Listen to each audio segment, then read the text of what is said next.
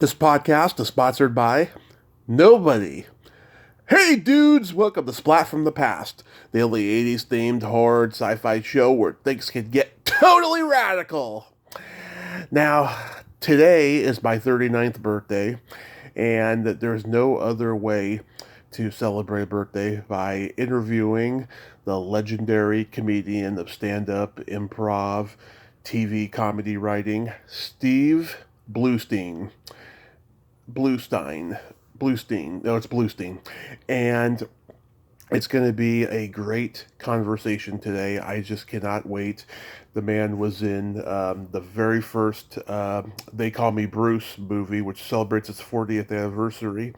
He was also in the Ace Trucking Company movie Cracking Up. He was in Billy Crystal's first movie, Rabbit Test. He wrote for the Brady Bunch Variety Hour, along with another guest of mine, Bruce Valanche.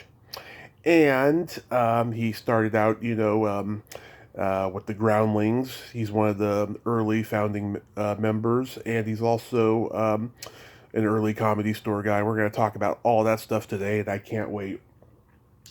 As you all know, I love comedy, and it's my 39th birthday.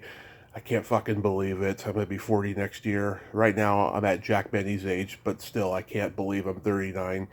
And I thank God for all these wonderful guests I've gotten the last 5 years, and that this journey I've been on since my car accident 7 years ago. I am just truly blessed. Thank you so much, God. So, here is my interview with Steve Bluestein.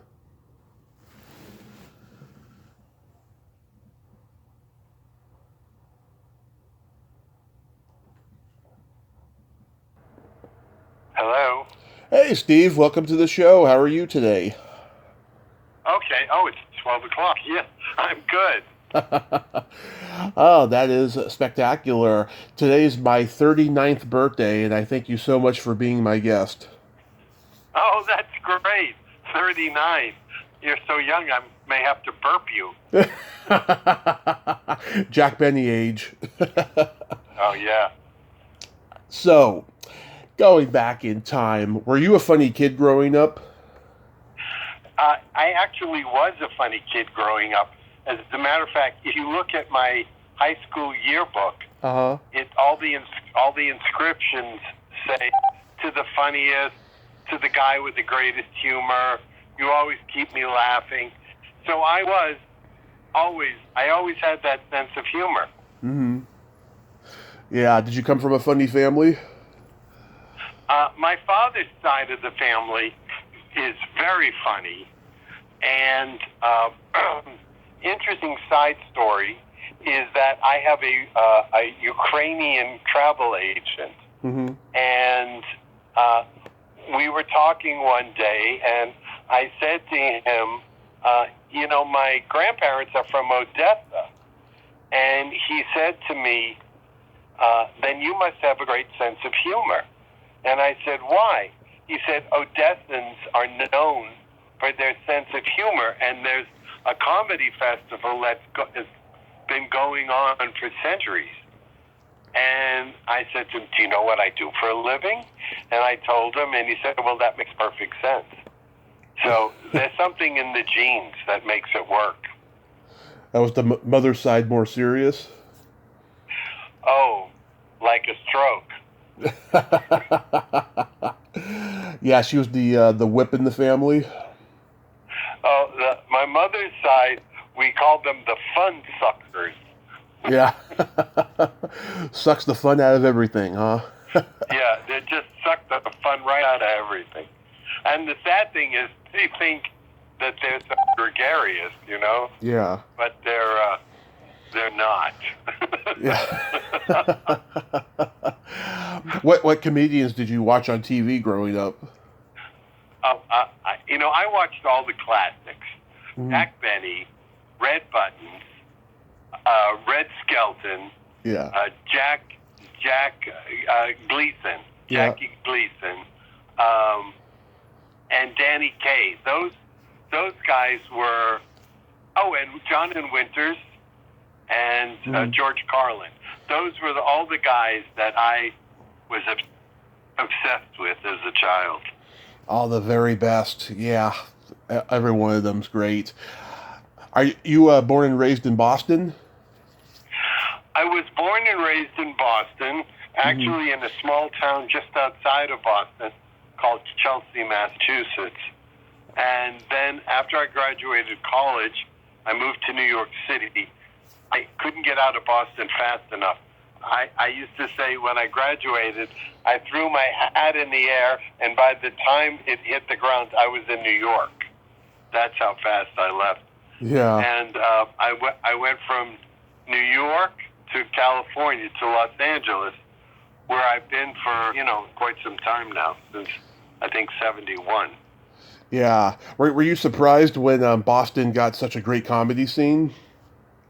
I actually was, because it wasn't known for, having a great sense of humor, but there are a lot of colleges. There must be 30, 50 colleges, and those young people, they hooked into the comedy scene. Mm-hmm. Now, there was no comedy scene when I started. I mean, I started in 71 when the Comedy Store opened and was the only comedy club in the United States.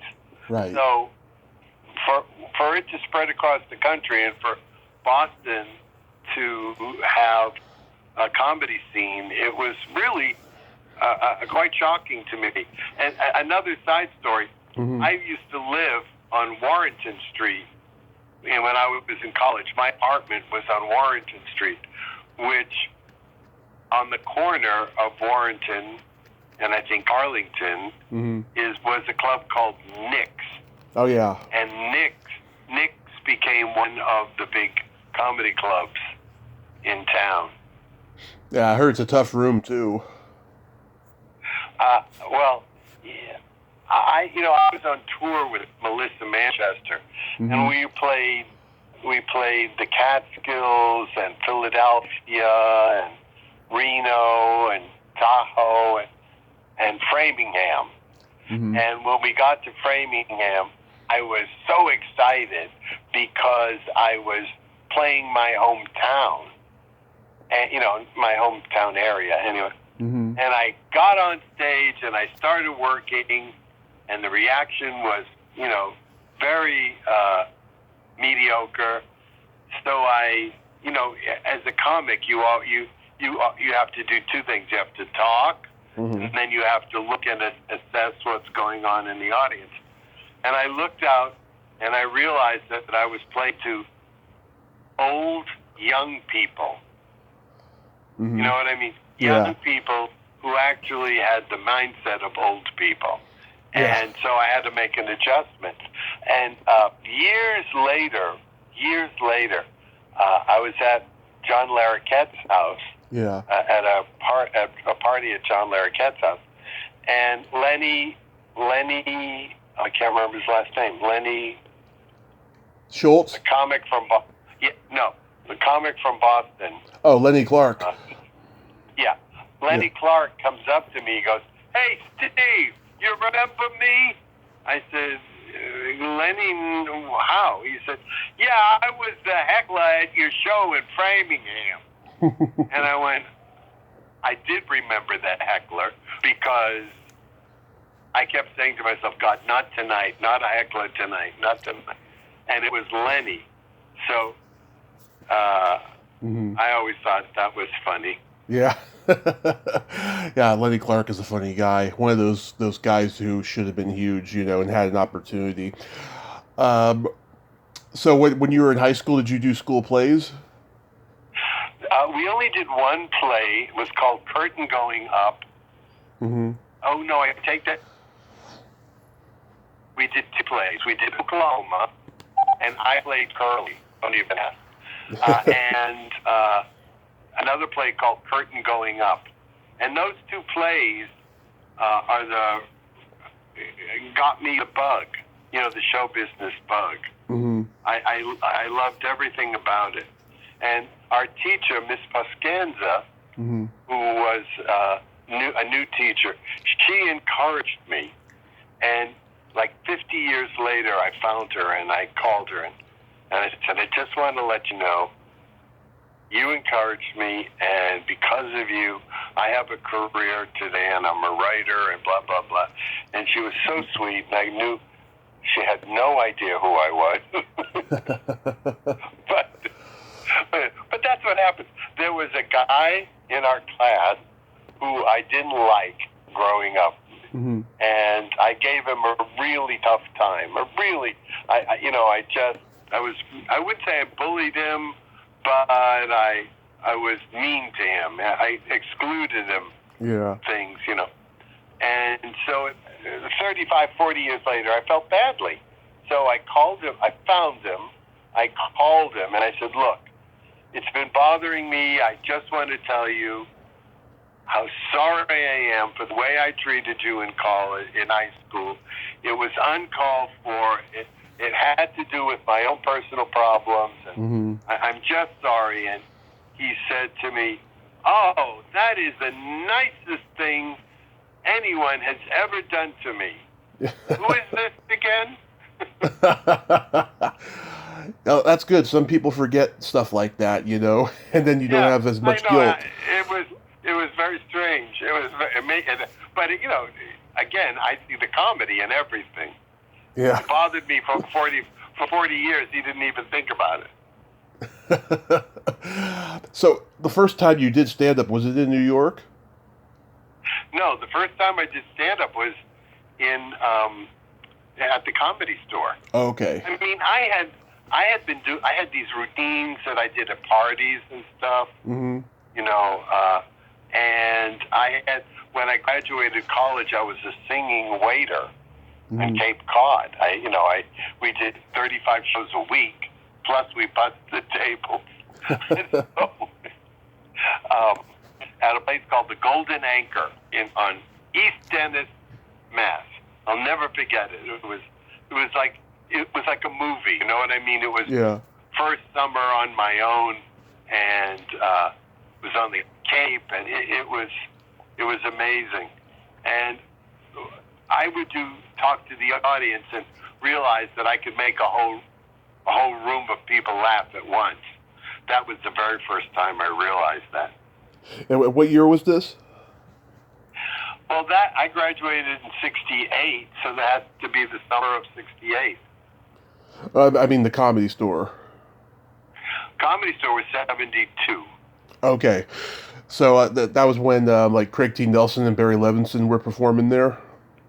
Oh, yeah, and Rudy DeLuca and Red Fox and Flip Wilson and a guy, there are a lot of people that you wouldn't know, but it was Jeff Altman, George Miller, Johnny Dark, Tom Dreesen came later, Charlie Fleischer, we were all, Elaine Boozler, we were all there. Vic Dunlop had natural gas. Vic Dunlop had natural gas, exactly. And it's funny. Natural gas, there was 6 people in the group, maybe 5. Yeah. But when they were all on stage and Vic was on stage, your eye just went to Vic. And there was no doubt that Vic would be the one who would step out of the group.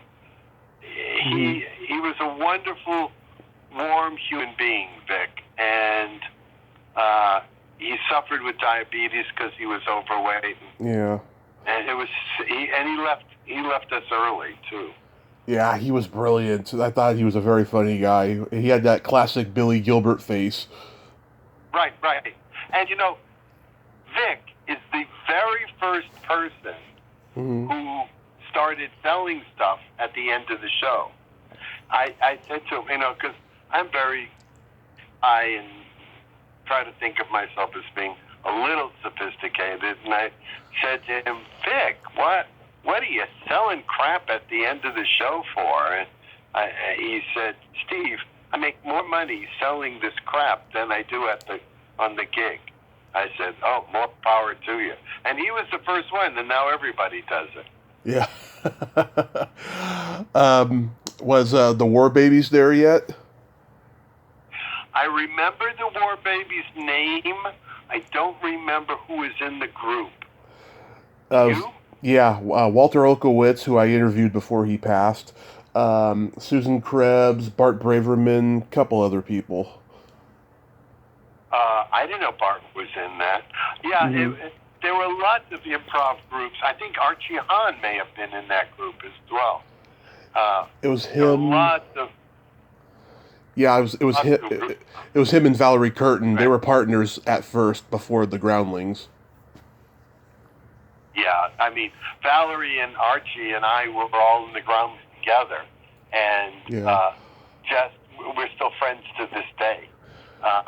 Just there's this place in my heart. You know, the very first night I walked into the Comedy Store, Tracy Newman was on stage. Yeah. Lawrence Newman's sister. I love her. And after the show, I went up to Valerie and I said, you know, I'm brand new to this. Are there any classes I could join? And she said, you should talk to Gary Austin. He's starting a class. So I went up to Gary and I said, can I join your class? And he said, sure. He said, do you have any experience? I said, none. He said, perfect. And that's how we the start of the Groundlings. That was the start of the Groundlings. Yeah, Terry Bolo, Gloria Vassi were there. Yes. Now, how do you know all this? I have always loved, you know, Pee Wee Herman and Elvira, and so I learned about the Groundlings, you know, just by, you know, reading their history when I was young, and then, you know, once I started the podcast, I thought I'm going to get, you know, all those classic Groundlings, you know, because I have so much respect for that time in comedy in general. You know, it was such a magical time because, you know, it was at the tail end of the Vietnam War. Comedy was getting so irreverent. You know, there was Firesign Theater, The Committee, National Lampoon, George Carlin and Pryor were getting big. It was just a time where anything went.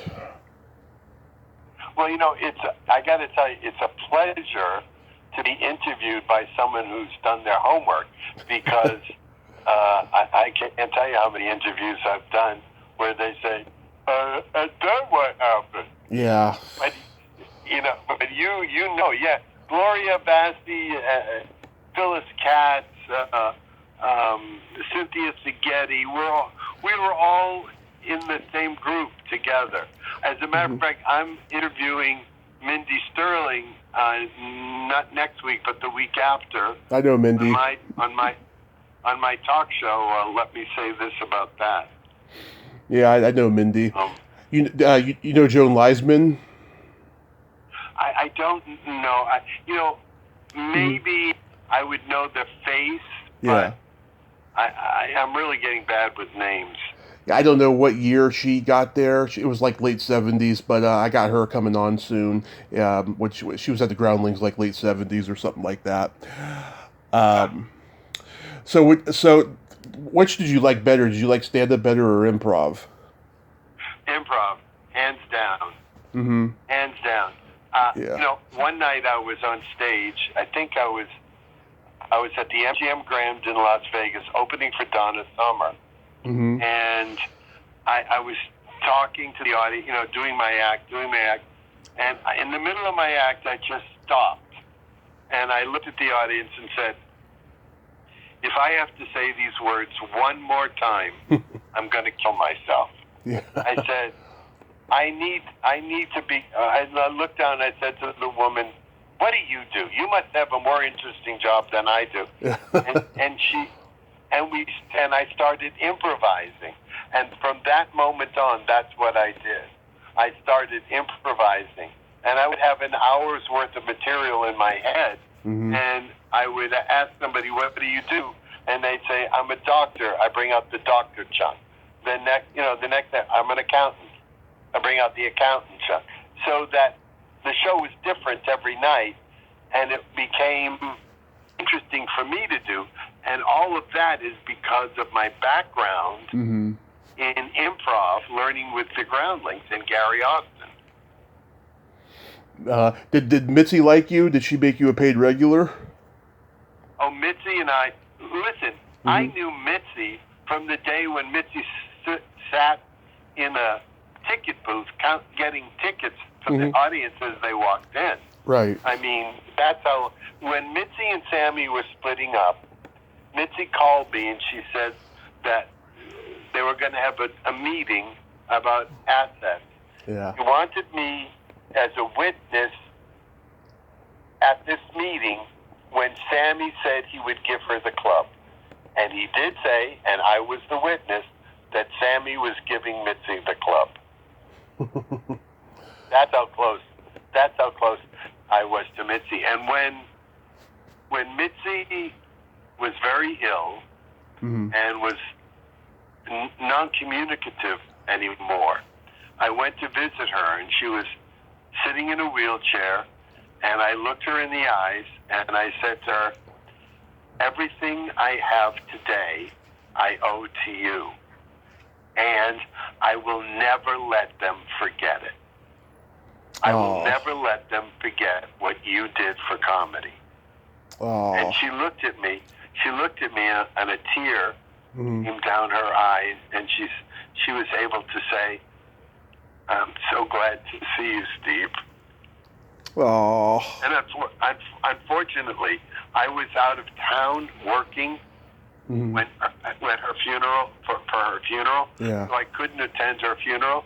But when I got back, I went from the airport to the cemetery and sat by her grave and had myself a good cry.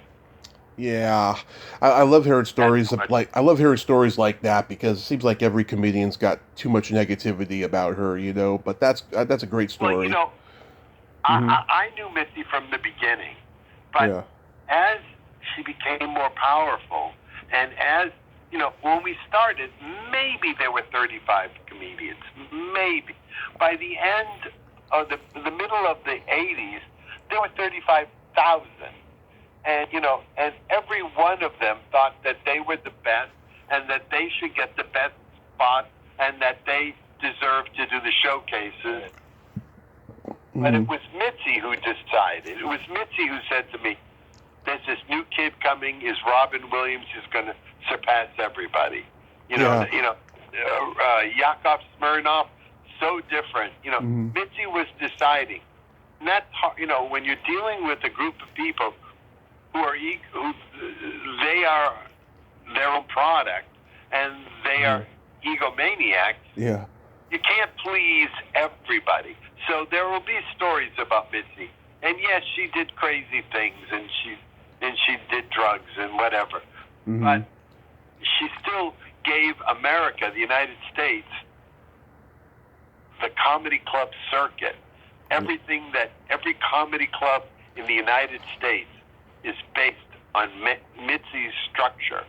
Yeah. Structuring a show, of having a light to let the comic know when it's time to get off the stage, painting the room dark, to putting comedians' pictures on the walls.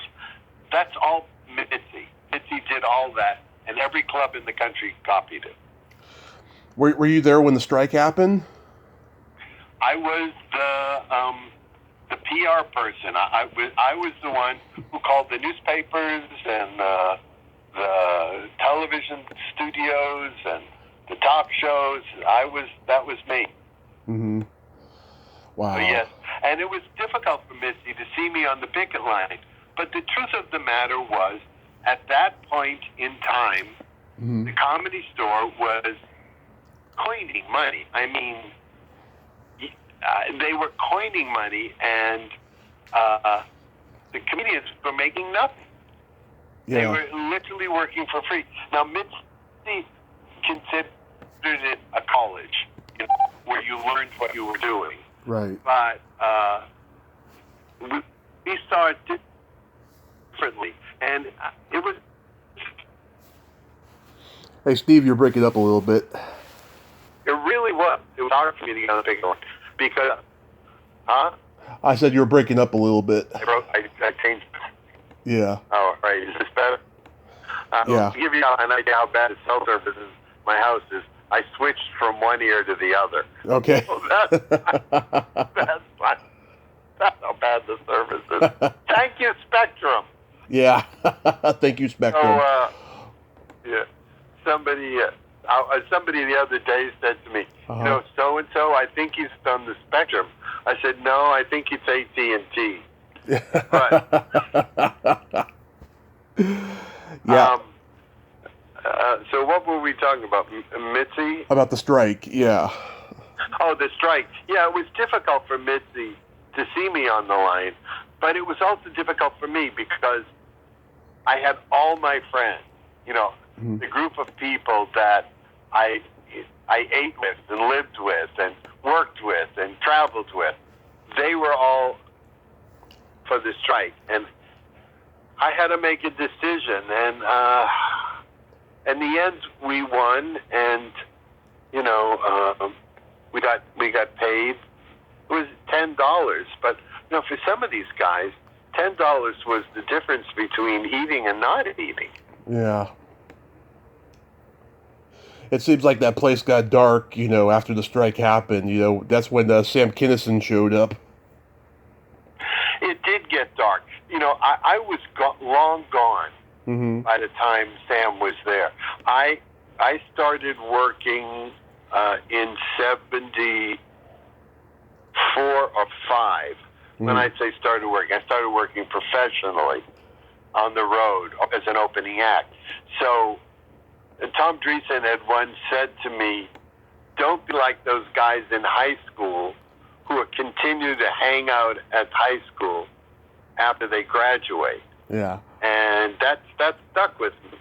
So when I started working, I very rarely went to the Comedy Store. Very rarely, if ever.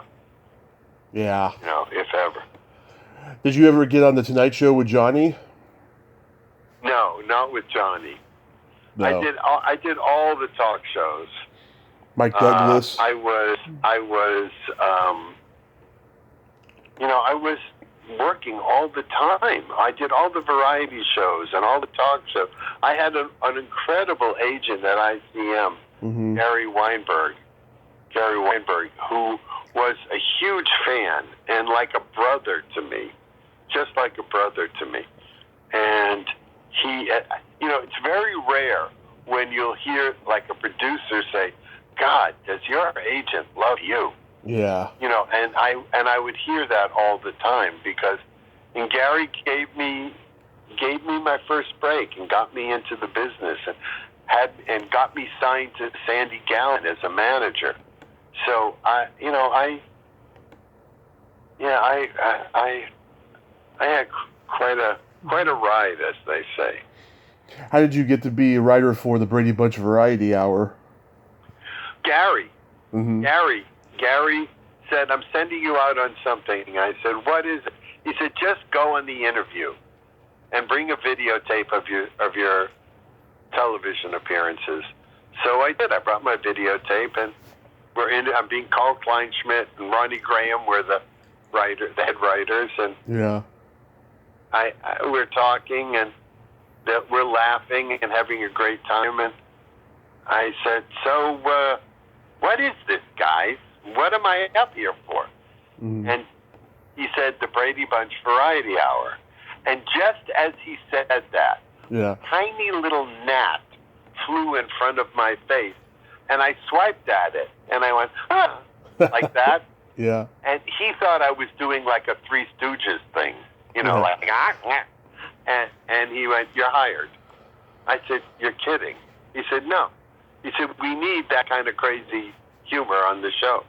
And so that's how I got hired. So I wrote the pilot with Bruce Valanche and Harry Hart and Carl Kleinschmidt and Ronnie Graham. And then when the show got picked up for series, I wrote the series. Yeah, Bruce told me that was a drug-addled experience. Oh my God, you have no idea. We were not all of us, and I occasionally, but the drugs were run rampant in the writers' room because there was no other way to get through it at that point. You know? Yeah. I heard that they originally wanted the Partridge Family, but they turned it down. I never heard that, but it's possible. But that's something I never heard. Yeah. I mean, even Ann B. Davis, she refused to talk about the show for years. Oh, well, so did we. Yeah. So did Bruce and I. Well, at one point, the show was voted the 4th worst television show in the history of television. Yeah. And I said to Bruce, we can't even get worst television show. We can't even get number 1. Yeah. We're number 4. That's like, that's like not even coming in as a runner-up. That's how bad the show was. Yeah. As a matter of fact, somebody posted a sketch on Facebook, and all I wrote under it was, "I'm so sorry." That's great. Yeah, I used to watch it back in the 90s, on Nick at Night, and I didn't even know it existed because I had grown up watching, the real Brady Bunch show. Yeah. What was it like working with Rip Taylor? Rip was an absolute joy to be around. He was always on, and he was always gracious and funny. And like, if we would write something nice for him, he would come in with pages ripped out of the L.A. phone book, and on it he would write, "We all thank you," Yeah. And he was just wonderful. And Rip and I remained friends right till the end, right? Mm-hmm. He always remembered me. Do you remember Susan Buckner? Susan Buckner. I know that she's a friend of mine on Facebook.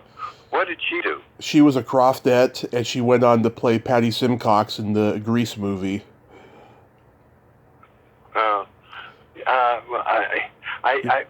I don't actually remember her, but like I said, she's a friend on Facebook now. Yeah, I just interviewed her a couple of months ago. She's very funny, very baudy. And Jerry Reichel, I'm trying to get her on here. I don't even think she knows what a podcast is. Yeah. Yeah, she's around someplace. I think she's on Facebook, too. She is. Yeah, we're connected on Facebook. How do you get involved with the Ace Trucking Company for Cracking Up? Well, when Billy Saluga left the Ace Trucking Company, now, so that your audience knows, the Ace Trucking Company was an improv group with Michael Mislove, Fred Willard, George Memley, and Billy Saluga, and the woman in the group was, I can see her face and I can hear her voice. Yeah, I can't remember who it is. I'll look it up. Patty Deutsch. Patty Deutsch. So, like with all these groups, when 4 actors or 5 actors get together and they start a group, not one of them enters the group with the idea, someday we're all going to be a group and be famous. No, they enter the group thinking, this will showcase me so I can be a star. Well, Billy left the group. Billy Saluga left the group because he had that incredible character. You can call me Ray. Yeah. Call me Ray J. That one.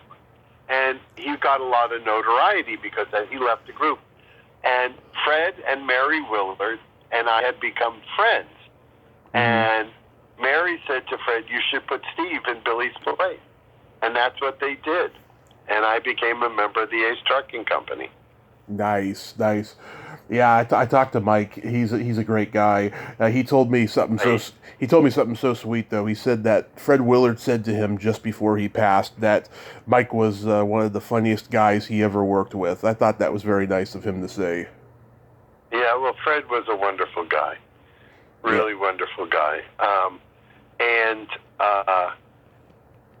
I was going to tell you something. I don't know, old age is gone.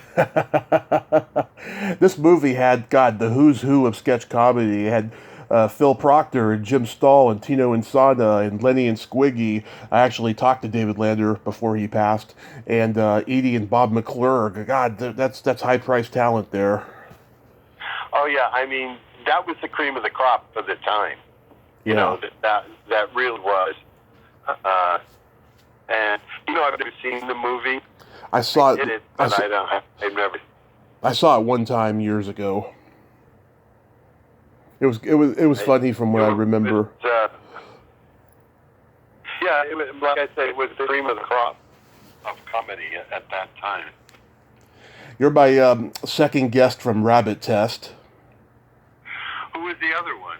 Mary Steele-Smith. Oh yeah. I didn't have a day's. I only had a day's work or 2 days work. On the script, but so I didn't work with her. But it was a lot of fun working with Joan. Joan and I had the same manager. Steady Gallen, and Billy Samuth was Joan's responsible manager and he was also mine. So he put us together, and Joan and I, we clicked, in terms of being comics, and so she had me audition. I got the part, and years later, we became friends socially because I had been involved with Roddy McDowell. He had wanted to direct a film I wrote, and Joan and Roddy were very close. Yeah. So we became friends socially that way. Yeah. I'm trying to remember. Are you the guy in the hospital that's next to Billy Crystal? No, I was one of the doctors. Oh, okay. Yeah, because I remember. He's next to this guy, and this guy's like, "I'll marry you." No. It was I was next to the. I was one of the doctors in the play. Okay. Movie. That was also Michael Keaton's first movie. Yeah, I mean, talk about every comedy. Joan said, "I'm going to get every comedy name in town in this movie." He had Imogene Coca, and I mean, she had everybody in that film. Yeah, it sounds like she was very loyal, at least back then. And then it seems like later she became angry at Hollywood, when she started the Fashion Police and stuff.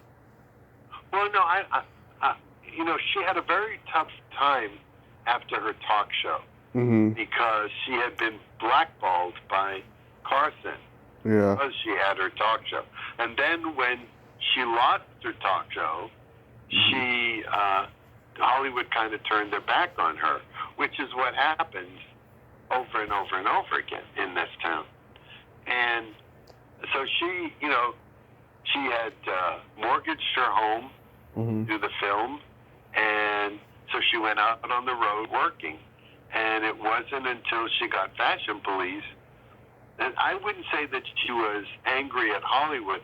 I would say that her style of comedy had changed, and she was less self-deprecating and more observational on other people. Yeah. And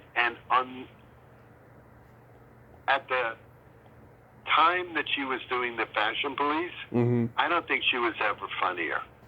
I agree. You got to be directed by Jackie Cooper in a TV movie called Perfect Gentleman. What was he like? Well, I mean, he was all business. Yeah. He was all business, and I was working with Lauren Bacall, and they were friends. So obviously his attention went to Lauren. I mean, I had 6 lines. She was a co-star of the film, but he was all business. But I'll tell you, I was a nervous wreck. I was so scared. My knees were shaking because I'd never done a film before, and I'd never done such a big film before. And at one point, cameraman said to Jackie, Mm-hmm. he moved his head out of the shot, and Jackie said, "That schmuck." and I died a little right there on the set. I died. He didn't know I heard, but I did hear, and it just validated every bad feeling I had about myself. So the next week we did it in another take, and I found my mark, and I did it, and we moved on. 2 days later, my agent calls and said, "Look, you're going to have to reshoot the scene." Mm-hmm. Why? Why do I have to reshoot it? Yeah. And they said that there were technical problems with the film. And I said to myself, "No, it's all my fault. Yeah, it's because I missed. It's my fault. It wasn't good enough." Well, it was. There were technical problems with the film when they developed the film. The lighting was flashing, and because it was out of sync. But Jackie was really nice, and I'm still getting residuals for that cocky little movie. Oh yeah.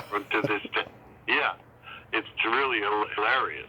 Yeah, the gift that keeps on giving. Yeah, right. Right. Then you did They Called Me Bruce with the very funny and underrated Johnny Yoon, who passed away not too long ago. Was he a friend from stand-up? Of course he was a friend. Mm-hmm. We were all in that same group. There was such a small group of comedians at that point. Yeah. Everybody knew everybody. And Johnny was just great. And when I heard that he passed away, I was so upset because I moved out of Los Angeles. I don't live in Los Angeles. So I'm sort of out of the loop. And I hadn't heard that he died. Yeah. And he was like, first of all, he was Asian when in the 70s and 80s, it wasn't fashionable to be Asian.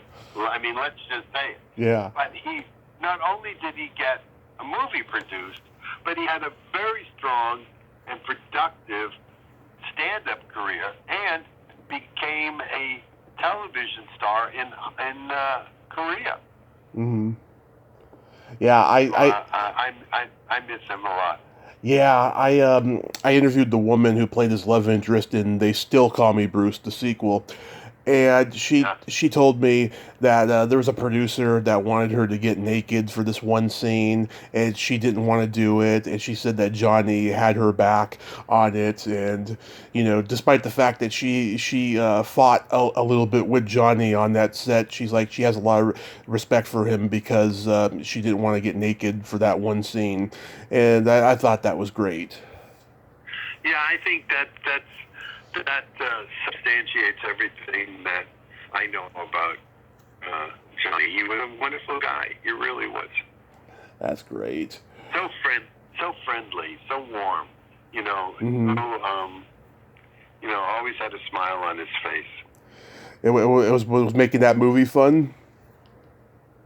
Yeah, it was. I'll tell you one thing that I learned on the movie. We shot in a house in Hancock Park. Mm-hmm. We shot in someone's home. So it was a very done, quote unquote, house, very interior decorated, and it had very expensive wallpaper. Well, one of the crew taped a cable to the wallpaper, and when they took it off, they ripped the wallpaper off the wall. I remember this like it was yesterday. Yeah. And I remember, mental note, never use your house as a location. Yeah. And in those, and I've been asked 50 times, yeah, you shoot at your house? No. And the first thing I'll ask is the crew. If it's like just the interviewer and me and the cameraman, yes. But if they're going to bring a truck with 17 people, they're not shooting in my house. Mm-hmm. Yeah, I heard that when a person loans their house to a movie set, it can be a disaster sometimes. Sometimes things get broken, the place gets to be a mess, all that stuff. Oh yeah, yeah. I mean, we did shoot one pilot. Listen to this. We did shoot one pilot in my house in Bel Air, L.A., and it was a very small crew, and I did well, and so I let my guard down, and I said, okay. And I walk into the bathroom, and someone had peed all over the floor in the bathroom. Oh, my God. And I thought, are these people animals? I mean, yeah. and, you know, and so never let your house be rented for a movie. Yeah. So how did you get into playwriting? Well, you know, there reached a point where I no longer wanted to be on the road. So I was on the road 40 weeks out of the year, and I hated it. I hated the travel. I hated the flying. I hated having to go to a new city and live in some place I'd never seen before, some apartment that they gave me. And so I was supposed to open in Atlantic City. And my agents called and said, we have 2 shows in Atlantic City. I said, great. What time are the shows? He said, 3 and 5. I said, 3 in the morning and 5 in the morning? He said, no, 3 in the afternoon and 5 in the afternoon. I said, Danny, no. Those are those bus tours of old ladies from New York. That's not my audience. And he said, look, if you don't take this gig, you. And I said, thank you. And I dropped my agent because the money was huge. You know, it was a lot of money. And I dropped my agent, and I said, now what's the next act going to be? And I was talking to Mary Willard, and I said, I don't know. And she said, you should join my writer's workshop that Carol Mora runs. And I said, you know how sometimes you just get a little light in your head and goes, yeah, perfect. And I did. And I became a member of this writer's workshop. And Carol said to me, is there anything you want to write? I said, yeah, I have this idea for a play, but I don't think I'm smart enough to write it. And she said, yeah, you're probably not. Just go home and write 10 pages. So I went home, I wrote 10 pages, I brought them in, and she said, now write another 10 pages. And I wrote another 10 pages. And after the 20 pages, I had a feeling for where this thing was going, and I just finished the whole play. And I brought it into class, and the class loved it. And so I started sending it around, and I sent it to an actor friend. Well, it's actually quite a long story. I had seen Beaches, and in this movie, Beaches, there's a guy who sings "Que sera, sera" audition scene. I mean, that's Patrick Richwood, who I didn't know from Adam. But he came on the screen and I went, whoa, who is this guy? You know, because you can spot real talent when you see it. Yeah. About 4 years go by. I'm at Trader Joe's, and this Patrick Richwood is coming out, and I'm going in. I have never done this in my life. I stopped and I said, I don't know your name. I'm sorry. I just wanted to let you know. I saw you in Beaches. I think you're hilarious. Thank you. Goodbye. And we both went on our way. That night, it must have been about Christmas time. That night, I was invited to a party. Who walks into the party but Patrick Richwood? And so I walked up to him and I said, well, this must mean we have to be friends. And he said, yeah, I agree. So we became friends. He said, what do you do? I said, I'm a writer. What do you write? I write plays. Send me one. I sent him my play. He called me up. He said, this play is fabulous. Yeah. Do you mind if I send it to Sal Mistretta? I said, no, send it to Sal Mistretta. Sal Mistretta is a Broadway actor.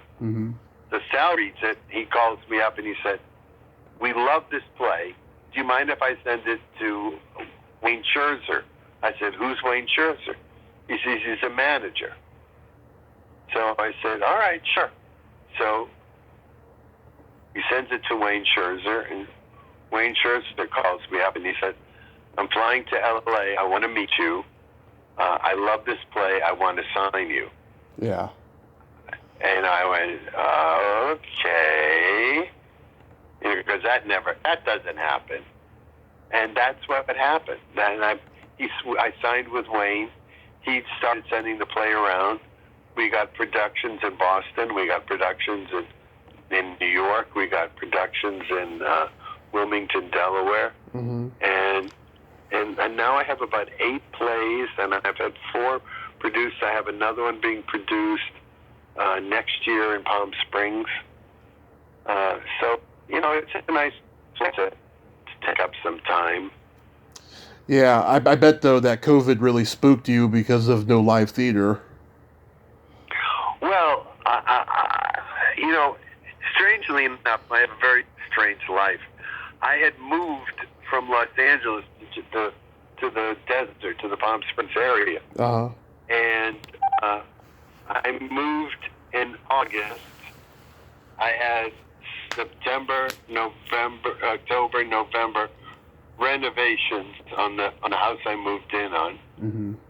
December, January, I got the flu and I was stuck in the house for a month with the flu. February, COVID hit. And so for 2 years, I did almost nothing but go to Ralph's and Costco. Mm-hmm. So the last thing on my mind was live theater or stand-up, because no one was doing it, and I certainly wasn't. So it didn't really freak me out because I was, already out of that realm. Although my friends who were cruise ship comics were splashing their wrists. Mm-hmm. Because cruise ships is, like the last stage. Yeah. And when that goes, then it's really tough to survive. I've never worked on a cruise ship. I drew the line. Yeah. I just said my idea of hell is being in the middle of the ocean with an audience. Yeah. So. Yeah. So your podcast, which is on YouTube, Wait, go ahead. Hold on. It's not a podcast. Okay. It's not a podcast.